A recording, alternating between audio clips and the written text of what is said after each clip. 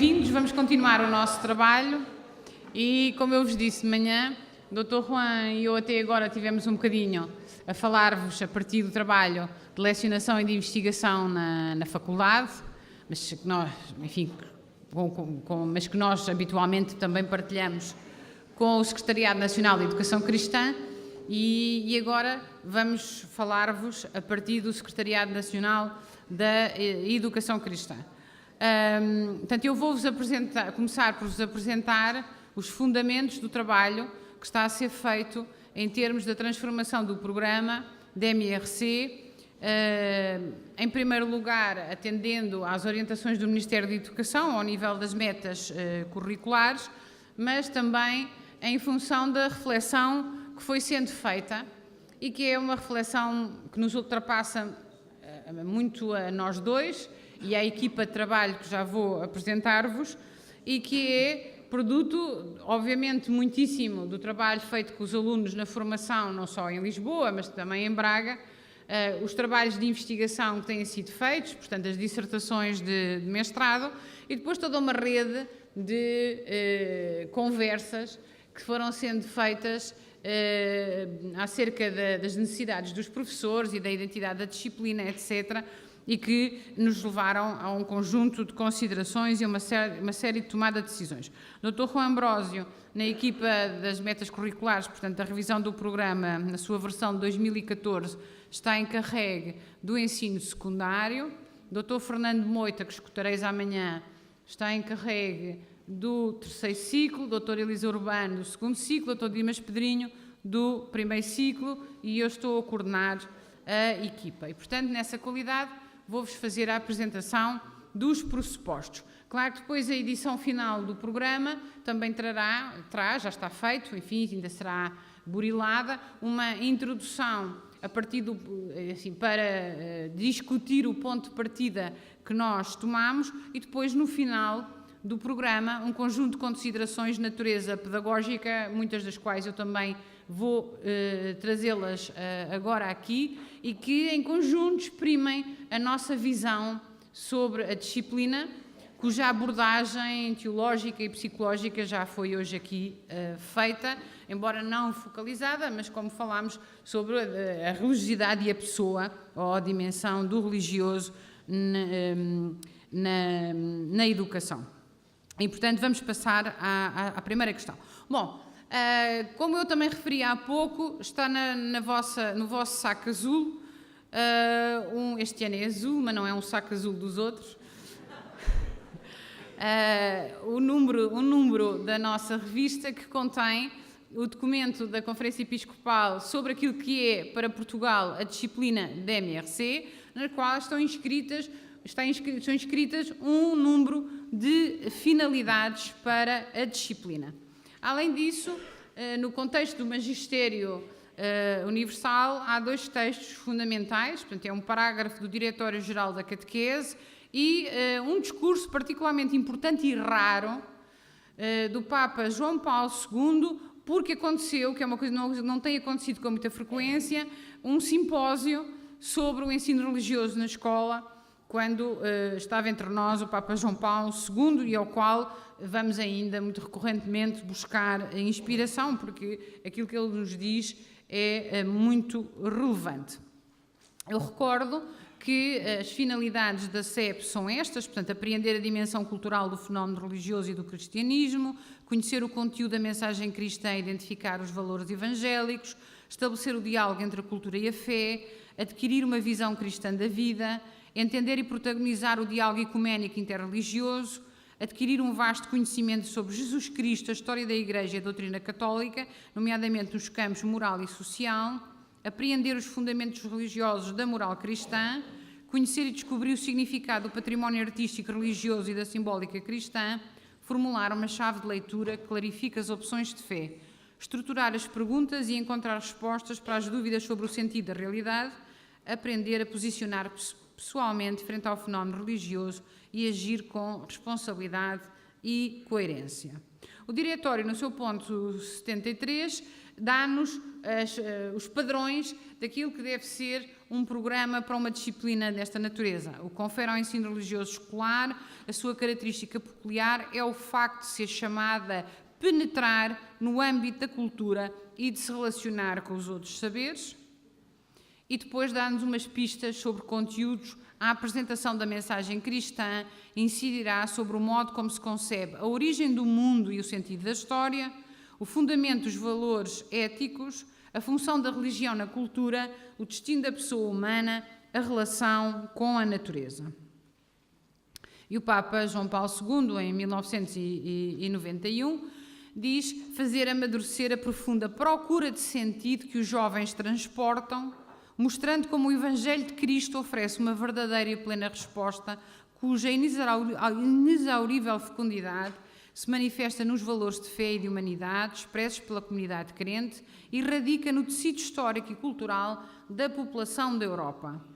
Portanto, ele depois propõe aos professores que desenvolvam uma relação educativa rica de amizade e de diálogo que apoia e motiva a sua procura apaixonada da verdade. Isto está-se a referir, aliás, aos jovens, às crianças, aos adolescentes e aos jovens, a sua procura apaixonada da verdade.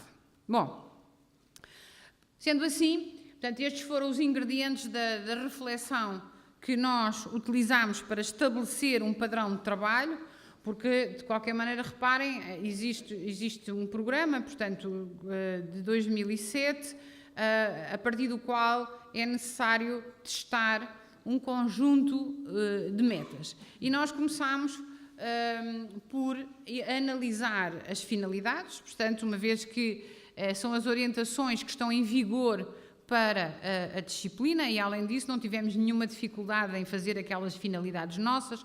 Aliás, alguns dos que estamos aqui e outros que não estão participaram também na discussão daquele documento antes de ele ser apresentado à Conferência Episcopal Portuguesa.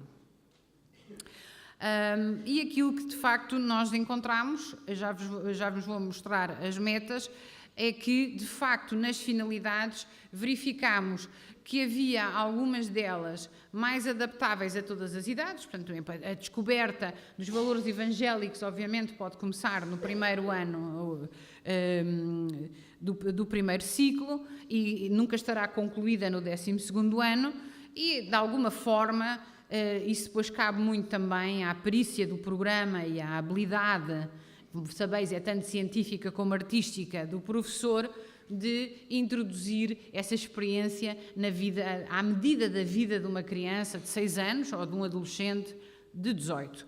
Também encontramos algumas finalidades mais complexas e difíceis, como é o caso do diálogo interreligioso, porque primeiro é preciso oportunidade e depois uma coisa é estarmos juntos, porque nós, e observamos isso, por exemplo, muito na Diocese de Lisboa, nas escolas onde temos estágios.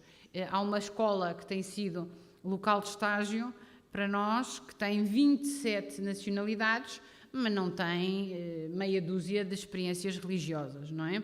Portanto, nós não somos propriamente um país multirreligioso, somos talvez o menos multirreligioso dos países da Europa, o que quer dizer muito acerca do mundo, mas de qualquer maneira a questão é também de os abrir essa possibilidade, essa necessidade e, portanto, há que fazê-lo com calma, com tempo e de acordo com as possibilidades. Mas nós sempre temos que ter esta questão presente, nós educamos para os ideais a partir das possibilidades. Portanto, um professor que pensa de uma maneira diferente não vai conseguir cumprir nenhuma tarefa útil.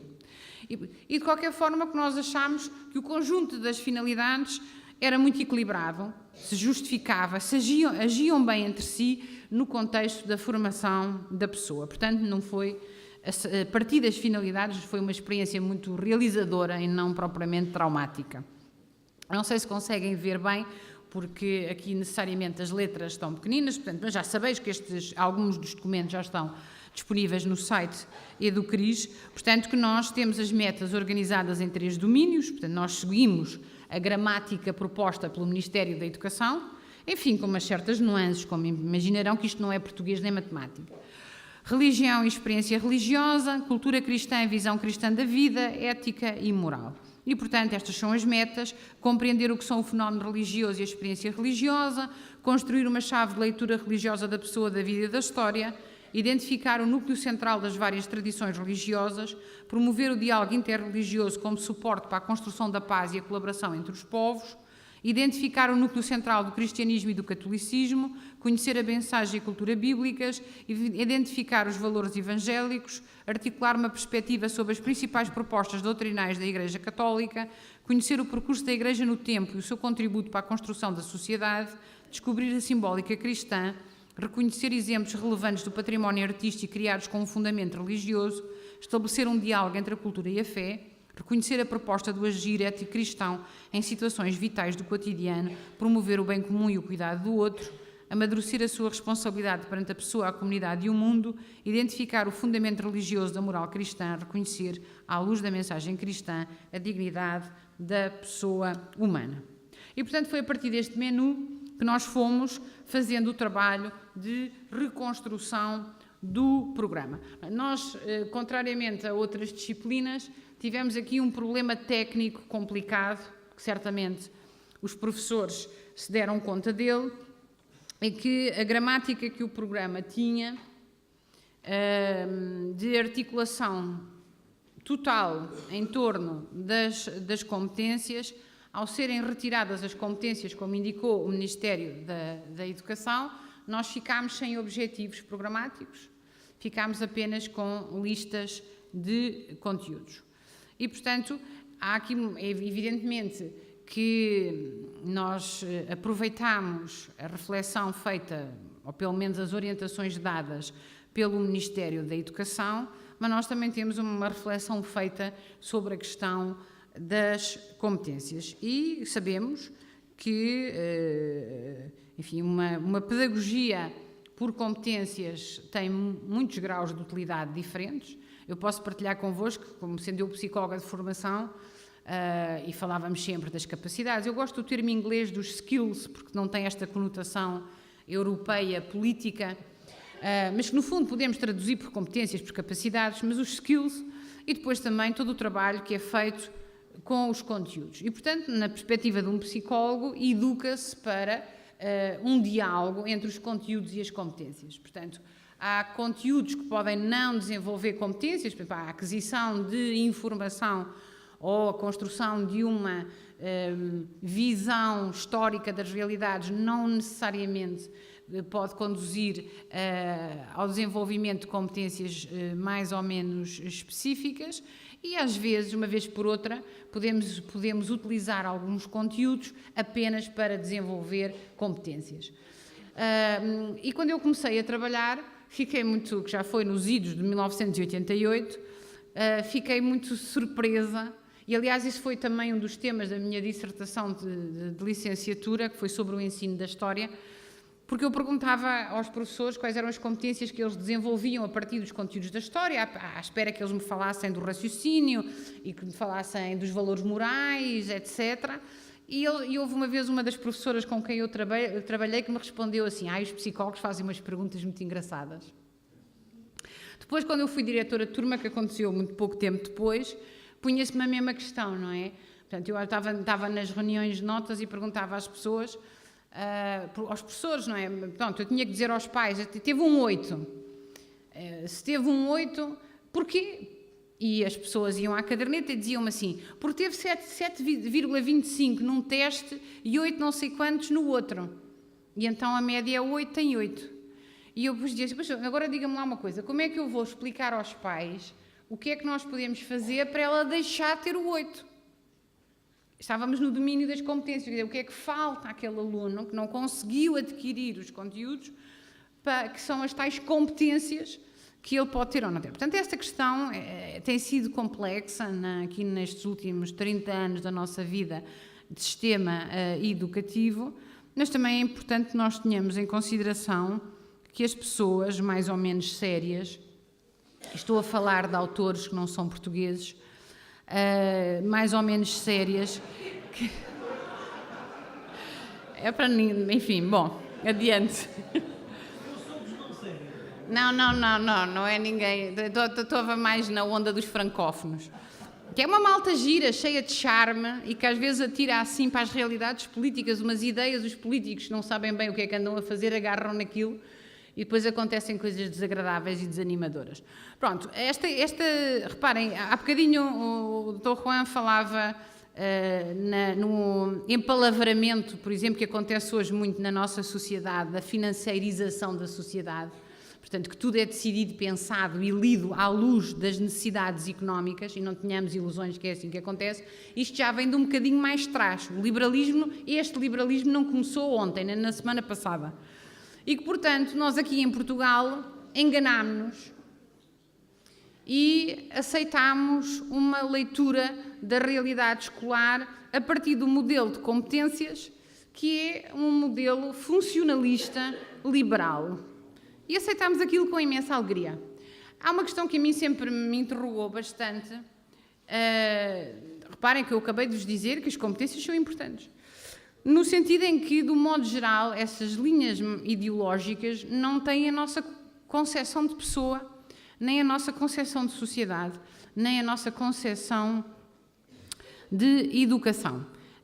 O texto do Parlamento, não, do Conselho Europeu, que reflete sobre esta questão, diz que a finalidade da educação é tornar as pessoas aptas para o emprego. E, portanto, acho que também é importante nós termos consciência que precisamos de evoluir e de avançar, não é? Portanto, outra questão também que esteve presente na nossa reflexão, que é um dado constante da lecionação, e nós, como temos que obrigar os alunos estagiários a lecionar com um pormenor que, graças a Deus, nunca mais acontecerá na vida deles, e a examinar coisas que só se examinam no contexto académico, também temos esta noção de que, quando fizemos uma opção nesta disciplina pelas competências, quando fomos a ver, eram só competências de natureza cognitiva. Portanto, as outras competências que são úteis à vida e à construção da sociedade não estavam presentes. Portanto, as competências morais, as competências sociais, até as competências de pensamento crítico são hoje essenciais. Portanto, havia aqui que encontrar um equilíbrio. E, portanto, usando a linguagem que é cara ao Ministério da Educação, nós também tivemos a preocupação de recuperar, de manter e de desenvolver as capacidades e o seu desenvolvimento que estão presentes nos conteúdos e nas capacidades ou competências do programa anterior e, assim, dentro deste quadro de referência, trabalhamos as metas. Portanto, assim, queremos um bocadinho mais e queremos um bocadinho melhor. Nesse aspecto, o resultado, na aparência, é o de um programa clássico. Eu aqui não estou a comparar com os programas de educação moral e religiosa católica, porque a disciplina não tem muitos anos de existência neste modelo e também não faz a produção de programas que fazem as outras disciplinas. Mas o que significa que este não é, pela estrutura, um programa diferente dos outros. Não há essa necessidade.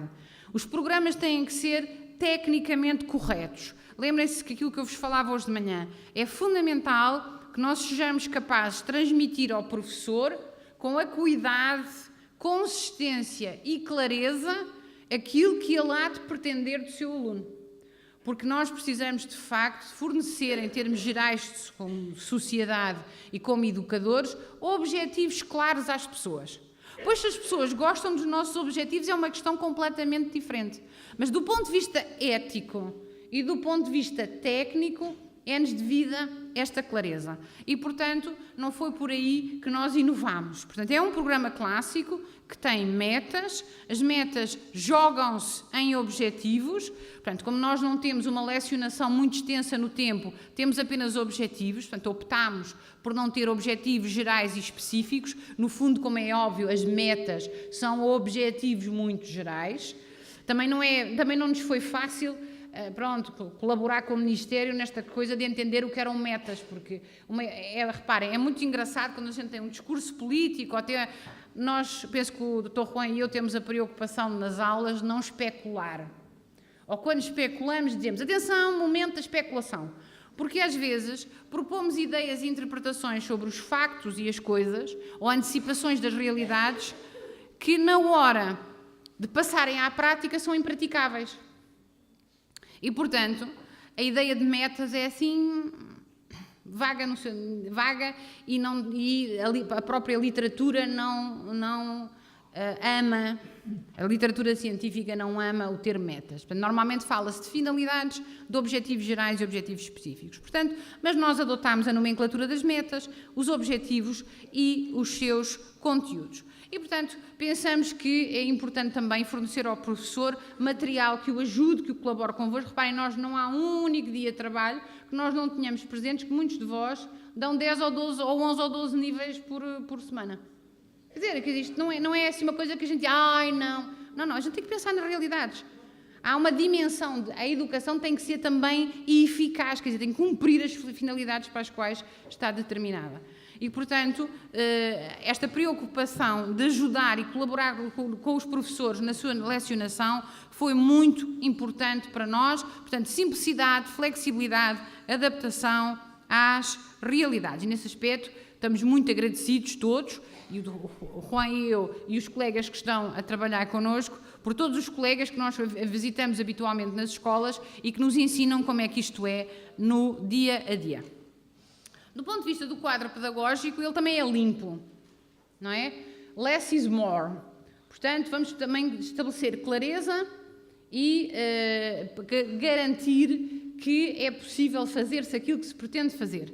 E, portanto, nós propomos uma pedagogia que, em termos gerais, começa por respeitar este diálogo entre as metas e os objetivos, que propõe ao professor dialogar com os conteúdos, portanto, o espaço de operatividade do professor. E o que é a operatividade do professor? É a sua capacidade de transformar o programa em lecionação e que a lecionação seja transformada no aluno em aprendizagem. Nós ensinamos para os alunos aprenderem. Não há cá mais magia, é só esta. Portanto, nesse sentido, as metas e os objetivos facilitam a leitura ao professor daquilo que ele deve fazer, e depois nós hoje, e os alunos que trabalham connosco já ouviram há uns anos para cá nós comentarmos muito essa questão. Hoje a grande dificuldade do ensino, que reside no facto dos alunos não quererem aprender nem perceberem para que é que serve a aprendizagem, tem a ver com a individualização do ensino. E eu lembro-me de ter assistido a algumas aulas vossas, por exemplo, nas escolas católicas, de salas de 32 alunos. Acho que mais de 32 nunca tive, ou então fiquei tão traumatizada que já me esqueci. Portanto, o que é individualizar? Porque às vezes também fazemos aqui uma leitura da disciplina para grupos pequenos. Quer dizer, esta é uma disciplina para grupos. O padrão não são 5 alunos nem 10, quer dizer, é uma disciplina para grupos, nos quais o professor, de facto, é chamado a individualizar, porque a capacidade de individualização é essencial para a motivação do aluno para a aprendizagem. Isto é uma coisa que as quais nós hoje não podemos dar a volta. Eu lembro-me que há uns anos atrás, e vinha há bocadinho a conversar com o diácono Cássio Lopes sobre isso, quando íamos a almoçar, que quando eu comecei a trabalhar, e estava, enfim, talvez um bocadinho depois, os anos 90, e os que já lecionavam nos anos 90 lembram-se disso, que fizemos uma descoberta fenomenal, que ia resolver os problemas todos, que era a escola paralela. Se tivéssemos televisões e retroprojetores nas salas, estava tudo a andar, que era uma beleza. Porque o problema era que os alunos gostavam de ver televisão. E eu às vezes, quando fazia cursos de métodos de estudo com os alunos, etc., dizia, o vosso problema nas aulas com os professores é que vos falta o comando para mudar de canal, não é? Na aula não podem mudar de canal. Mas as coisas evoluíram, como hoje foi dito. Como? Agora mudam da página da internet. Bom, sim. Mas os que ainda estão em presencial não podem mudar de canal. Quer dizer, eles mudam de canal, o que é o canal do alinhamento, não é? Não ficam ali. Não ficam ali. E, portanto, esta questão da individualização do ensino não é um chavão teórico, nem é um chavão político, é uma necessidade imediata. No vosso caso, pode ser a diferença entre ter alunos e não ter. E, portanto, os conteúdos têm que estar organizados, têm que obedecer a uma estrutura que permita ao professor escolher o que pode fazer para melhorar a lecionação, especificamente naquela turma, quando tem várias turmas do mesmo nível ou quando passa o dia inteiro a mudar de ciclo, que, diga-se em bom da verdade, é uma experiência psicológica bastante radical. eu costumo contar, claro que eu não vivi exatamente a vossa situação, mas penso que consigo calçar os vossos sapatos, porque quando estava no colégio saía de dar aulas ao secundário e, por exemplo, ia fazer um programa de desenvolvimento ao terceiro ciclo e só tinha o tempo do pátio do colégio para mudar de agulha, não é? Exames nacionais para desenvolvimento psicológico de crianças de 7 a 8 anos. Portanto, às vezes até no dia que contava ao Sr. Dom António que às vezes eu tinha que pensar o que é que levava vestido, porque uma pessoa depois não se comporta com uma turma de secundário da mesma maneira que se comporta com uma terceiro ciclo. E eu no terceiro ciclo sentava muitas vezes no chão, portanto, para estar ao pé deles e eles ao pé de mim. Portanto, reparem que penso que consigo compreender isso um bocadinho. E, portanto, esse espaço de organização, aquilo que nós propomos como uma grande escolha, e os alunos que nos acompanharam nestes últimos 5 anos, pelo menos, já sabem o que é que eu vou dizer, está na escolha dos modelos de ensino. Portanto, a questão é esta. Os estudos mostram em todos os países que na escola quem conta é o professor, mas a gente já sabia, e que a diferença de qualidade entre os professores está na sua capacidade de trabalhar os modelos de ensino, de saber para aquela meta, para aquele objetivo, para aquele conteúdo, o que é que ele vai fazer e conseguir fazê-lo. E, portanto, aí é que este é um trabalho, como vos digo, nós temos trabalhado muito posto à prova com os nossos alunos. Aliás, estão aqui hoje alguns professores que foram nossos alunos, que fizeram as suas dissertações de mestrado nesta linha e que muito nos ensinaram com esse trabalho. Relativamente aos modelos de ensino, também acho que para o Dr. Juan e para mim, e para aqueles que nos acompanham, eu tenho mesmo que sublinhar o papel dos orientadores de estágio. Portanto, não só os de Lisboa, com quem nós estamos muito próximos, mas também os que trabalharam no Porto e trabalham em Braga, que são peças essenciais. Discutimos sempre muito entre nós que a transição do programa dos anos 90 para o programa de 2007 fez uma transformação que a mim sempre me preocupou muito. Eu vou-vos dar um exemplo que é uma observação que não foi feita por mim, que eu às vezes penso certas coisas e fico na ansiedade que alguém me diga que estou enganada, que é para ficar contente. Não sei se lembrarão, mas talvez alguns se lembrem, quando nós fizemos o lançamento do programa 2007, eu vos apresentei, juntamente com uma colega de português, uma palestra sobre a avaliação portfólio. E escolhi uma colega nossa, sim, Ana Margarida Flor, que é das professoras mais brilhantes que eu já conheci no domínio do ensino das línguas, é mesmo uma mulher brilhante, e ela, enfim, talvez pela sua formação anglo-saxónica, já tinha feito investigação ao nível de portfólio, e eu disse, olha, vem comigo, porque é completamente diferente eu estar aqui a propor num programa novo, numa lecionação nova, um modelo novo de avaliação, e tu já fizeste, e não sei se vocês se lembram que ela trouxe uma caixinha com a farinha, por causa da viúva de Sarepta. Bom. E eu mandei, e ela disse-me, olha, enfim, na seriedade intelectual que a caracteriza, ela disse logo, manda-me o programa e os materiais todos, que é para eu ler, estudar e saber para o que é que vou.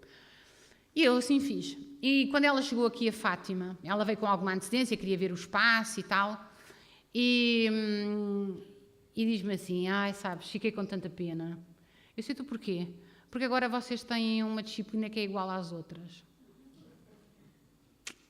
E uma mulher com a qualidade intelectual e pedagógica dela, que vem ver o que nós fazemos desde fora, olha, nunca me abandonou. Portanto, esta questão que já estava em mim, que já estava em nós, porque de facto o modelo anterior, eu devo dizer-vos que quando comecei a trabalhar ainda com o Dr. Jorge Paulo e depois com o Dr. Juan Ambrosio nestas funções na universidade, porque nós já trabalhava com ele, já trabalhamos juntos há 20 e tal anos, não é? Destes 20 últimos... Do pai Abraão. Exato. Desde 1988 só houve um ano em que não trabalhámos porque ele estava em Espanha. Portanto, já tínhamos conversado muito, mas nestas funções, quando eu comecei a assistir às aulas relativas ao primeiro modelo de trabalho, encantou-me estar tão bem resolvida a centração no aluno. Que era uma coisa, não sei se vocês todos tiveram na época consciência disso, porque foi uma discussão também muito forte no final dos anos 90, quando aquela cena da escola paralela deixou de funcionar. E os alunos, havia disciplinas que passavam os dias inteiros a ver filmes e não aprendiam mais nem menos por causa disso, normalmente não aprendiam nada. E então começou-se a pensar e, claro, já vinha de países que refletem com mais força essa ideia das pedagogias centradas no aluno, as pedagogias cooperativas, e nós fizemos ao contrário, quer dizer, eu tive este prazer extremo de ver aulas inteiras, e naquela época, como os professores estavam colocados na sua própria escola, e muitos deles estão aqui hoje, graças a Deus, de ter ido, não fui do Algarve ao Minho, não, mas de Algarve a Tomar fomos, não é? Ver com populações completamente diferentes, algumas populações incrivelmente carenciadas, o professor a deixar os alunos pensar e conversar e construir a aula e chegar à síntese final. Mas era um prazer extraordinário ver aquilo que eu nunca tinha visto noutra disciplina. E acreditem que eu já vi aulas de muitas disciplinas e em muitos níveis de ensino. Portanto, esta questão esteve muito presente aqui na nossa reflexão. Reparem, não há aqui nenhum extremismo, não é voltarmos atrás, não é substituirmos, é criarmos equilíbrio. Há pouco falávamos da questão da crise, todos falámos hoje de crise de alguma maneira. Nas crises é importante tomar balança e encontrar equilíbrio. E, portanto, o radicalismo das revoluções não é bom para os momentos de crise. É sempre quando corre tudo bem que a gente faz revoluções. Quando as coisas são complexas, e nós hoje vivemos uma experiência muito complexa. E, portanto, nós propomos que o professor faça, de facto, essa aplicação de trabalho, privilegiando, sempre que possível, pedagogias centradas no aluno, portanto, a investigação em grupo, que evidentemente não é aqueles trabalhos de grupo que a gente dá para fazer, que não sabe o que é que há de fazer naquele dia, enquanto estão a fazer o trabalho de grupo a gente descansa ali um bocadinho sentados na secretária, é a investigação em grupo feita com as regras da investigação em grupo, uma discussão em grupo feita também no grupo com as características de uma discussão séria, em que os alunos aprendem a ouvir, aprendem a falar, a sistematizar as ideias, a trocar impressões e a construir alguma coisa em comum, e a aplicação com o grupo, que para nós é uma questão fundamental neste momento, é uma reflexão também a nível mundial, e porque é que a gente não há de ter umas coisas modernas e para a frentex, que é a pedagogia do serviço. E que assenta que nem uma luva nesta disciplina, porque assenta naquilo que vocês já fazem muito bem feito, mas que agora podem potenciar para desenvolver totalmente as capacidades dos vossos alunos. Portanto, a pedagogia do serviço, que é, sobretudo, uma pedagogia de natureza comunitária, não é? Em que a escola, a partir de uma turma, se abre à comunidade, lê as necessidades da comunidade. Pode ser da comunidade da própria escola, mas muitas vezes é fora da escola, e em que os alunos aprendem a planear uma intervenção na sociedade, intervêm e avaliam. Isto é de tal forma importante que em países mais avançados do que nós, do ponto de vista educativo e económico, é uma condição para os alunos se candidatarem à universidade. Ou seja, uma escola que quer candidatar os seus alunos às boas universidades tem que garantir que durante o ensino secundário eles fazem pedagogia do serviço de uma forma consistente. Nós hoje, vocês sabem que, enfim, já não falo daquele rapazinho, que acho que é meu colega, não tenho bem a certeza, que tem muitos post-its e que fala com post-its, que era amigo do Dr. Relvas, mas também vemos de vez em quando assim umas pessoas que vendem soluções educativas e agora fala-se muito do empreendedorismo e que aos 5 anos as criancinhas já têm que ser empreendedoras mas normalmente isso assim são, enfim, umas confabulações e umas efabulações que não estruturam nem coalham, não é? Bom, aqui a ideia de facto é nós termos esta consciência que a pedagogia do serviço permite o desenvolvimento de competências cognitivas, permite o desenvolvimento de competências políticas, que é uma questão essencial no mundo de hoje, não podemos viver sem a política, temos é que a transformar, competências morais, competências sociais. Portanto, todas as dimensões de competência que nós pretendemos desenvolver um aluno para o preparar para a sua inserção no mundo do trabalho ou na vida universitária podem ser conseguidas com esta pedagogia. É óbvio que as pedagogias centradas no aluno são pedagogias que consomem muito tempo. Nós, com os alunos com quem temos trabalhado já há algum tempo, enfim, realmente já há algum tempo que nós propunhamos que eles só lecionassem 3 unidades nas suas escolas para poderem tratar uma delas seriamente a partir de um destes modelos, o que seria um trimestre letivo. O que significa que também aliviámos um bocadinho a carga para podermos, de facto, propor aos alunos uma linha de desenvolvimento global da sua personalidade. Obviamente, os modelos centrados no professor também foram uma experiência que nós tivemos nestes últimos anos. Não é de todo uma experiência desprezível. Eu confesso-vos que senti alguma angústia e posso confessar aqui também à frente dos meus alunos, atuais e antigos, que não vi muitas aulas centradas no professor tão brilhantes como as vi centradas no aluno. Por uma razão muito simples, porque esta disciplina não se presta. É importante nós compreendermos o que é a epistemologia e as finalidades, não só de um campo do conhecimento, mas aqui concretamente é trazer para a sala de aula um conjunto de conhecimentos diversos para produzir transformação efetiva da pessoa, já aplicável, porque é isso o crescimento religioso e moral da pessoa. De qualquer maneira, os alunos também aprendem com os modelos centrados no professor. Portanto, os alunos hoje precisam ter modelos adultos, não é? Gente que sabe pensar e que sabe falar e que sabe escrever à frente deles, para verem que eles também podem lá chegar. Obviamente porque, como eu vos disse hoje de manhã, como psicóloga, eu sou muito piagetiana e portanto, sou largamente favorável às pedagogias construtivistas, mas também lhes conheço os limites.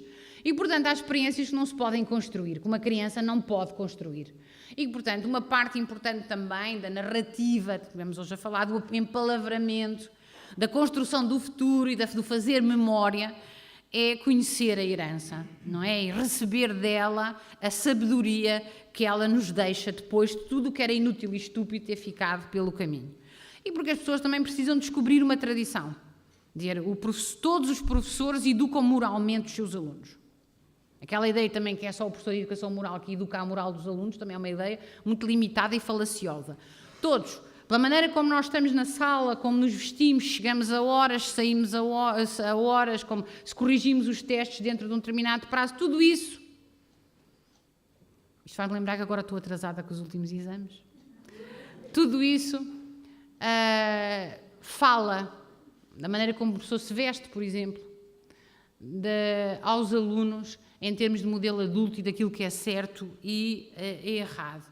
Mas nós temos algumas pretensões um pouco mais amplas, não é? Nós queremos fazê-lo a partir de uma referência que é uma referência de natureza religiosa.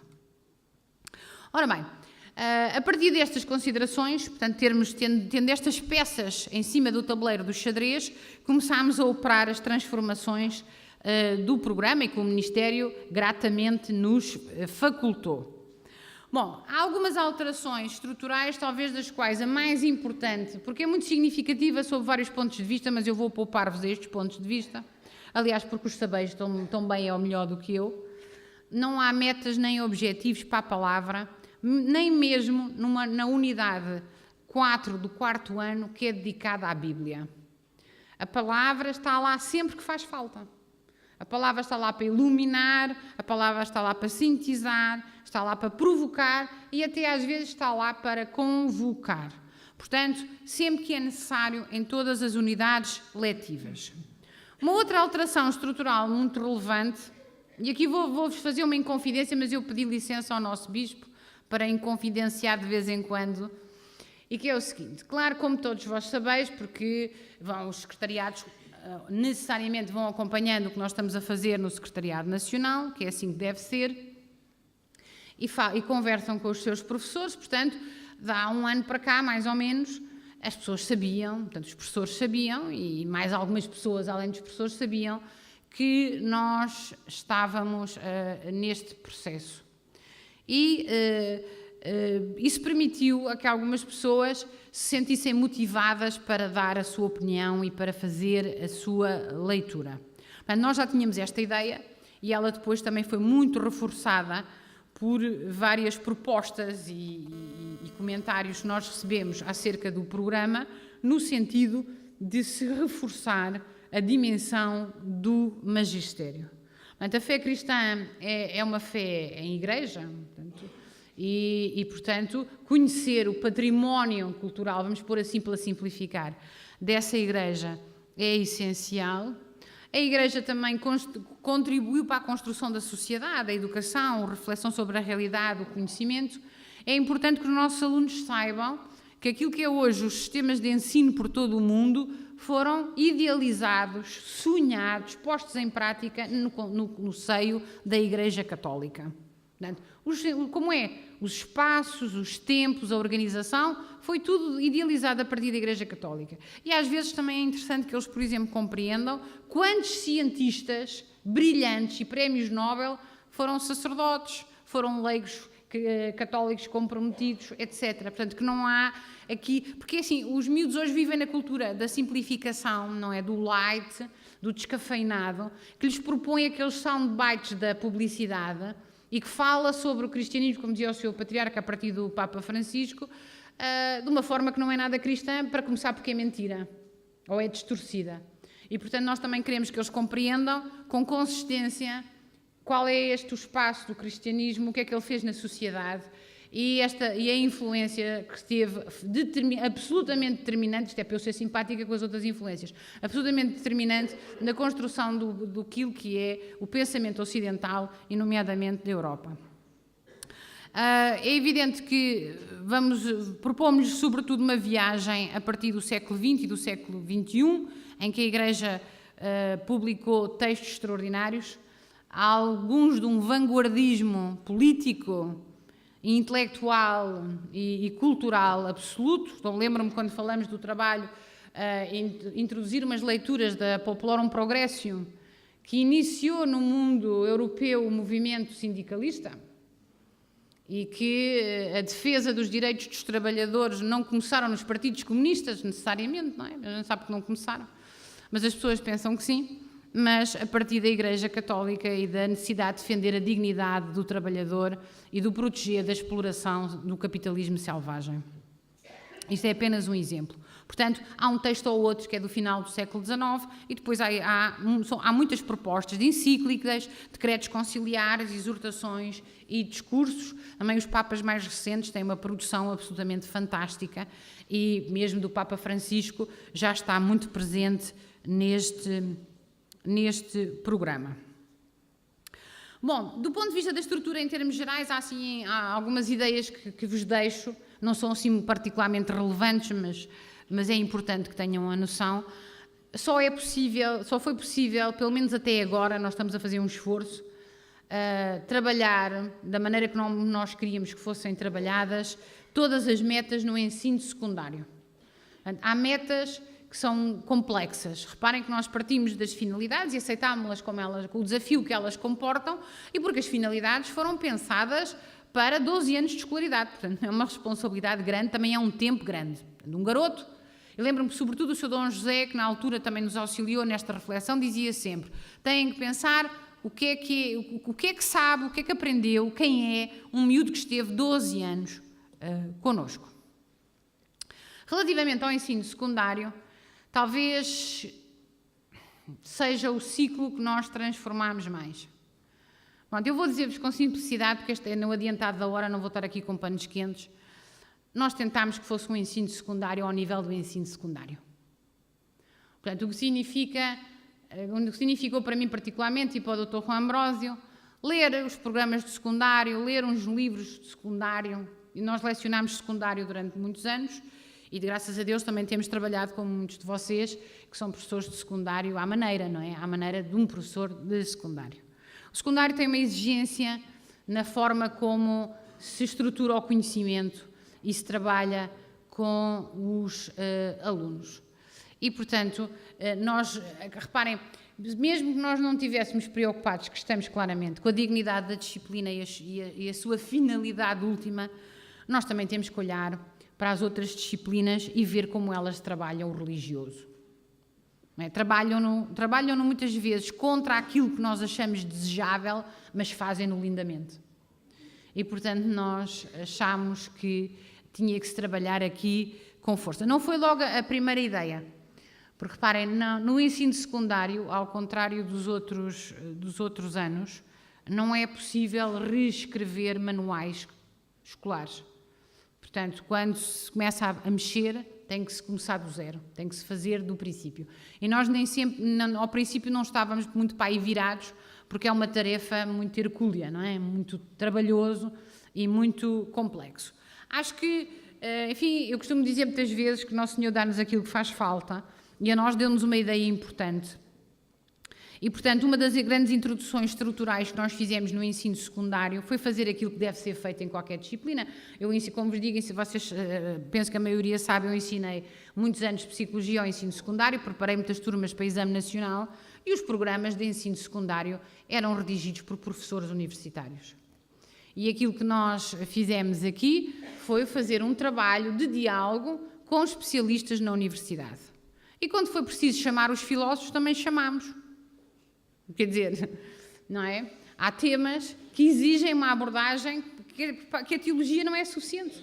Nem as ciências da religião, é preciso chamar a filosofia para garantir aquela clareza extrema. Há pouco o Sr. Patriarca levantou aqui uma questão muito engraçada sobre esta questão das linguagens e desta transmissão daquilo que é o cristianismo, que é feito pela cultura, e tocou num ponto, embora ele não tenha aprofundado, de um texto do Papa Francisco, que eu não penso que é na Lumen Fidei, agora neste momento estou um bocado baralhada, já não me lembro, mas acho que é na Lumen Fidei, ou talvez na exortação, em que ele diz que falamos tanto disto que nos esquecemos de ir ao essencial.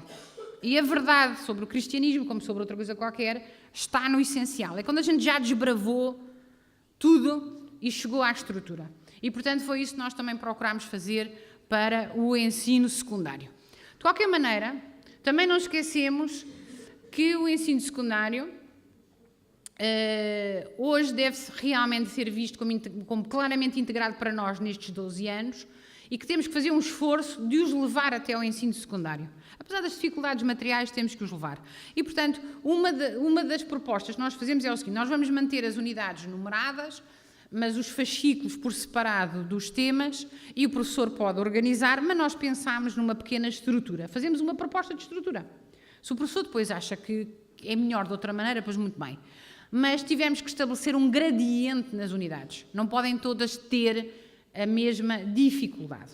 Além disso, quando começámos a investigar as unidades do secundário, demos-nos conta de que tínhamos duas unidades que funcionariam melhor juntas, portanto, a unidade da economia e a do trabalho, e, portanto, fundimos-las. Começamos pela economia e depois vamos discutir todas as dimensões em torno da problemática do trabalho, que não é hoje um problema menor, não é? Aliás, é interessante que nós tivemos aqui uma fase em que achávamos que as unidades sobre a política e a economia estavam um bocadinho desvirtuadas, mas depois veio a crise e vieram as encíclicas do Papa Bento XVI e veio agora o Papa Francisco dizer não, atenção, os cristãos têm que compreender o que é o mundo da economia, têm que compreender o que é o mundo da política, porque se nós não estivermos lá, isto não tem maneira de melhorar. E, portanto, reforçámos esta ideia. Entretanto, havia uma unidade que nós suprimimos, que é a unidade sobre a igualdade. Em primeiro lugar, porque nós procurámos que as unidades fossem claramente enculturadas, mas também fossem claramente uma leitura cristã das realidades. E a linguagem da igualdade não é a nossa linguagem favorita. Reparem, eu que sou mulher, luto muito pela igualdade entre os homens e as mulheres. Não estou aqui a escamotear os problemas das desigualdades. Mas as grandes desigualdades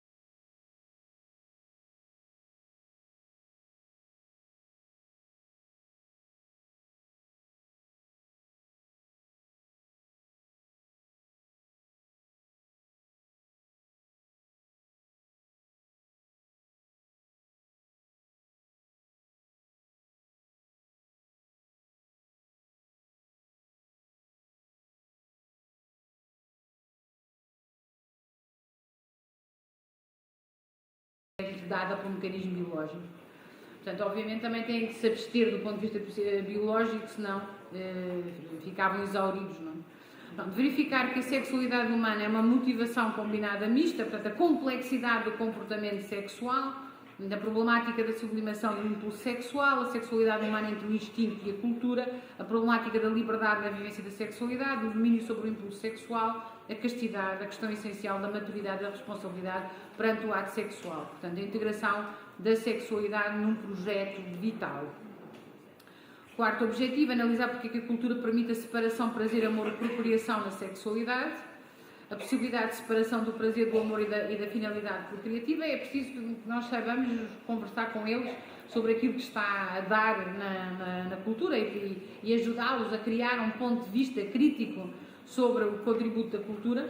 A dificuldade de amar e de se comprometer, o difícil projeto da fidelidade, a escolha procriativa e a responsabilidade dos desafios sociais e a problemática do hedonismo. Acho que faltam ainda aqui uns objetivos que tu não colocaste, mas não faz mal. Bom, mas só para vos dar uma ideia, pronto, aquilo que nós pretendemos numa unidade não está só até ao 4, mas não foi mal. Devia? Então pronto. De qualquer maneira, para vos deixar esta ideia de que também numa temática como o amor e a sexualidade, nós procuramos oferecer-vos a vós, professores, um trabalho rigoroso que permita criar neles, de facto, uma perspectiva de discernimento, de conhecimento e de capacidade crítica e, portanto, obviamente, tenha consequências no seu projeto de vida. Eu devo dizer-vos que eu tenho acompanhado a questão da educação da sexualidade a nível do que se passa no país, já há uns anos atrás, não é? A Conferência Episcopal incluiu-me também dessa missão e participei nas discussões na Assembleia da República e tal, aquelas coisas todas. Mas tenho esta convicção, também foi uma convicção dos meus anos como professora no ensino secundário, que de facto, embora as pessoas pensem sempre para a educação da sexualidade dos professores de biologia, coitados, mas eu costumo dizer que se conhecer o aparelho digestivo permitisse resolver o problema da obesidade mórbida, nós as senhoras ficávamos todas felizes. O problema é que nós podemos conhecer em detalhe o aparelho digestivo e não ser magras nem giras, não é? Pronto. E a questão que se põe em relação à sexualidade, à perspectiva... Não faz mal.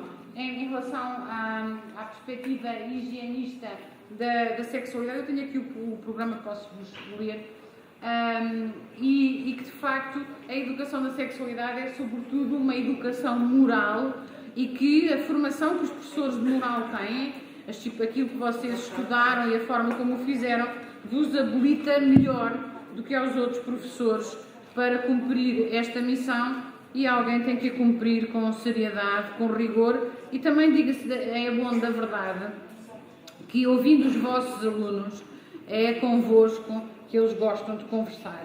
E a educação da sexualidade deve ser feita por alguém que nos é muito próximo. Aquela ideia de chamar a senhora enfermeira do centro de saúde para fazer a educação da sexualidade, que a gente não se sente à vontade para fazer, é só para pregar um susto à senhora enfermeira, não é?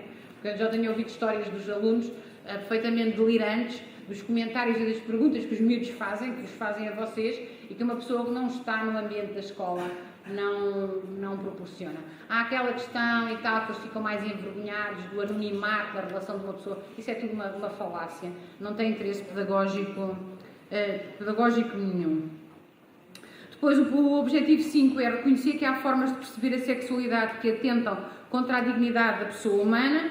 Portanto, o risco de desumanização da sexualidade, uma perspectiva egoísta como satisfação do desejo, como fuga à frustração, como exploração do outro, e as causas do empobrecimento da sexualidade, imaturidade psicológica, pressão social e ausência de reflexão autónoma, baixa autoestima e deficiente autoconceito, experiências traumáticas, desejo de agradar e de ser aceito. Este objetivo é muito para lhes dar mecanismos de resolução. Um grande número de adolescentes, hoje os adolescentes começam a ter atividade sexual muito cedo, um grande número dos adolescentes inicia a sua vida sexual sob coação, sob pressão física ou psicológica ou amorosa, como se queira chamar, e portanto é relevante que eles compreendam que ainda não estão maduros. E se compreenderem que ainda não estão maduros, amadurecem mais depressa. Conhecer a novidade da mensagem bíblica sobre o amor, Portanto, o Cântico dos Cânticos, a promessa de felicidade do Deuteronômio 5, a liberdade, a cooperação com Deus, Cristo e a novidade do amor, o sentido ético da vida sexual e depois uma homilia que São João Crisóstomo fez sobre, nós propomos-la como conteúdo à Carta aos Efésios, capítulo 20, que é um texto lindíssimo sobre a problemática do amor. Compreender o ponto de vista da tradição cristã sobre o amor humano, portanto, a cosmovisão cristã sobre o amor humano, uma leitura sobre o Gênesis, a aliança com Deus, a ética cristã sobre o amor humano. E aqui aparecem imensos textos para eles dissecarem, para lerem em grupo, para discutirem, para apresentarem. Portanto, o ama e o faz o que quiseres do Santo Agostinho, Deus é amor em São João, a dignidade da pessoa humana, a liberdade e o sujeito moral na Guarda-os Pés 17, o reconhecimento do outro, a educação para o bem, a caridade é a plenitude da lei em Romanos 13, o homem e a mulher os criou, portanto, a familiares consórcio e a mulheres dignitatem. Depois, no objetivo 8, apreciar a problemática da erotização da sociedade e a influência que tem nas escolhas sexuais pessoais, portanto, da publicidade, no cinema, nos jogos, nas artes plásticas, na música, na literatura e consequências da erotização da sociedade na compreensão do que é a sexualidade. Portanto, como vocês sabem, a sexualidade vende e, portanto, é explorada com finalidades, sobretudo económicas, e é vendida como um modelo da sexualidade. Portanto, nós vemos nas séries, não sei se vocês costumam acompanham certamente, não é? Por os morangos com açúcar e as Gossip Girls e aquelas coisas todas, a imagem que dão do que é a sexualidade e do que é a pessoa, etc. Identificar comportamentos e situações de exploração sexual.